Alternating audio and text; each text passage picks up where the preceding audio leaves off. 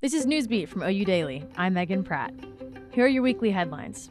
A Cleveland County judge has upheld a ruling calling for OU to submit 2 reports gathered by the Jones Day law firm that possibly contain sensitive information about former President David Boren.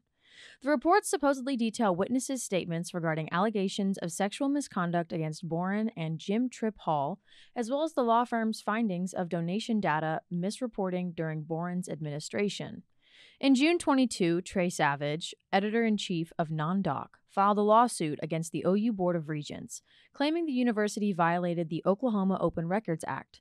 Savage initially submitted an open records request in 2019 and later filed a lawsuit requesting any and all reports relating to Boren or Hall created by Jones Day in their investigation for OU. Last week, Savage and Non-Doc requested for Cleveland County Judge Michael Tupper to review the 2 reports in his chambers out of public view. Tupper decided the reports should be viewed in camera, meaning out of the public's view in chambers. Various performances and events occurred over the weekend. The Campus Activities Council hosted the 81st annual Scandals. Scandals is a musical show composed of 7 Broadway-style acts directed and performed entirely by OU students. This year's theme was Jukebox. Check out the photos at oudaily.com. The OU Hispanic American Student Association and Latino Programs and Services hosted the Hispanic Royalty Pageant on Saturday night. Erica Armendariz and Anthony Arredondo Moran were crowned as the new Hispanic royalty. Check out the video from the event at oudaily.com. The International Advisory Committee hosted its 52nd annual Eve of Nations, Oklahoma's largest student-led multicultural event. Eve of Nations celebrates OU's international community and the many cultures within it. Watch our best sights and sounds from the evening at oudaily.com. OU's American Foundation for Suicide Prevention chapter will host an Out of the Darkness campus walk to spread awareness and honor participants' loved ones.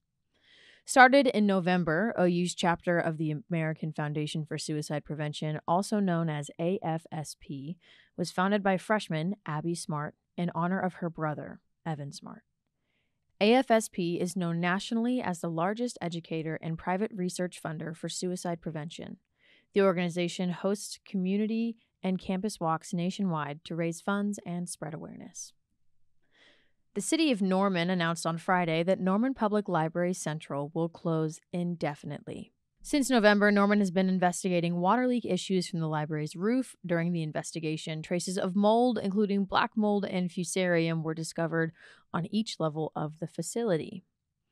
Tiffany Verska, Chief Communications Officer for Norman, said updates about the library will be available online. Let's look at the Daily's calendar for coming events this week.